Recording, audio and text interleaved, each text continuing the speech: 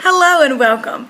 Congratulations on finishing your first graded speech. You guys were great. I tried my best to get them graded within that week time period. So if they're posted up on a Monday, then I have until the following Monday to get them graded, which is a timeline. However, I do try to get them done earlier so that you can take them off of YouTube if you wish. You guys were great, and you're really listening to the comments that I made on your intro speeches and making that change.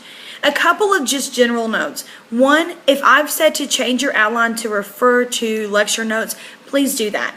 Because from this point on, I'll start taking points off for your outline if it's not labeled the correct way. Number two, make sure that you put that link where I can find your speech on YouTube. If I put in your name into YouTube, your speech doesn't always come up. This way, it guarantees me to get it to view your speech, grade it in a very timely and speedy manner. So please, please, please be sure to do that. If it's not on here, on your second current event, your informative and your persuasion, I will take 20 points off. Also, be very mindful of the time limits. You have 2 to 4 for your current event, 6 to 8 for your informative and your persuasion. You do have for this current event a grace period, meaning you can go 30 seconds under or 30 seconds over the time period without me taking any points off. Refer back to the syllabus where it says that if you exceed or go under the time limit, that your grade automatically drops down to a 60. I don't have a lot of problems with that, but I just want to make sure that that's really clear. Also, don't forget your informative and your persuasion are coming up, and both of those are to be filmed in front of an audience. This class works really well if you wait until I give you your feedback before you start filming your next 2 speeches. I say, write your next 2 speeches, get them together. I'll post up a video about informative and a video about persuasion this week so that you'll be able to have that in front of you, write your speeches, and practice, practice, and practice. A lot of you guys on your discussion board was talking about being nervous, and this is weird, and it is so bizarre to look at yourself on camera and be like, oh, I don't like the way my voice sounds or the way that I look, but it is really good to do this. My one thing that I keep telling everyone is to practice. The more you practice, the better you'll feel. You'll never get rid of nerves. I still have nerves, and I've done this for years, and I've competed on a national level with speeches. So you still get nervous, and I think that's good. It's just learning how to combat them, taking in those deep breaths, feeling prepared and relaxed.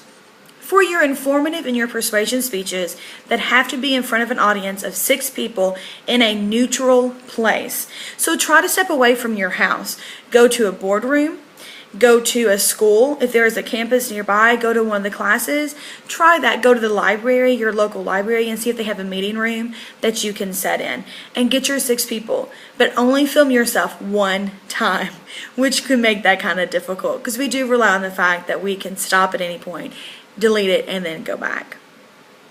So the other part of this video is to really kind of talk about the grading of the nonverbal, which if you go to lecture notes, it says grading criteria, and that's how I grade your speeches. So if you'll see 15 out of 30, 25 or 25 out of 30, 12 out of 15. So your intro and your conclusion, and then your body of your speech. Your body is the most important. It has the most points attached to it.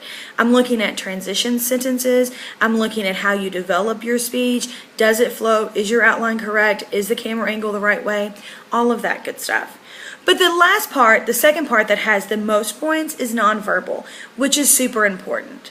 As a public speaker, we have to be aware of our vocal changes and our gestures. Some of you said that you wanted to gesture. As you can tell, I gesture all the time, and that's okay, especially if you use it as an effective tool. Say there's a point that you want to drive home to your audience, that you want your audience to remember. You can gesture. That is one way that that audience is going to remember. You can also use your hands, in different ways. You can do this, sorry, you may not be able to see it. You can do this, you can do an upswing. Watch a presidential speech and watch how they use their hands and when they use their hands. That's what's so important. So as you're finding these informative speeches to do for your next written assignment, watch their gestures. Watch their posture. Are they standing up nice and tall? That's important because all of this brings us to credibility. if you have the nonverbals down, I'm going to believe you. If you're up there and your arms are flailing around and you're just willy-willying all over the place with your arms, then I may not believe you because you've lost credibility from the nonverbal stance. Then am I really going to listen to you on a verbal stance? Probably not. So watch out for that. Having good eye contact. You know, a lot of you all have talked about not looking down or looking to where your note cards are. You can have your note cards in your hand. That's okay. And then look down casually. Highlight to where you want to look down so that you look down, you look back up, and you're not lost. So be careful of that. When you have an audience, it's going to be super important that you scan that room. And by scanning it, I mean that you look at each of the audience members in their eye, which can be super tricky sometimes. Because sometimes these 6 people are going to be your coworkers, they're going to be friends and family, and you're going to feel really awkward. So practice as much as possible. But look at each person. Don't just look over their heads, but look at them in the eye. That's credible. Your language and word choice is also important. Think about those strong words that you can use. In your transitions and your previews, I don't want to hear next, later, fully, finally.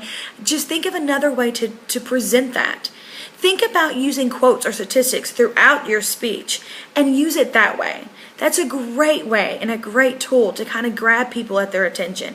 This is especially important during persuasion, knowing your audience. How can you pull on our heartstrings so that we're like, yes, we want to listen to you and we want to buy into what you are saying? One way you can do that is nonverbal. I once was at a teacher's meeting and they had all these speakers come up about different areas.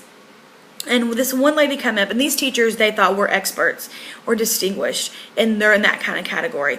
And this one teacher came up, and every time that she said anything, she would say, after every other word. Well, what happened is that I started listening to the ums and not listening to what she was saying. Then she didn't seem credible to me. So watch out for that. That's a part of that nonverbal too.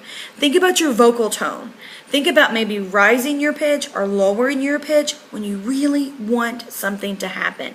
Think about those teachers who pause in the middle of a sentence because they want you to get what they're saying. So start working on those vocals, thinking about that tone that you're using. Have a good audience engagement. Engage them into your speech. If you ask a question at the beginning of your attention getter, then wait for them to respond.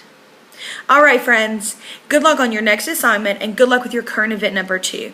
And as always, please feel free to email me with any questions that you have.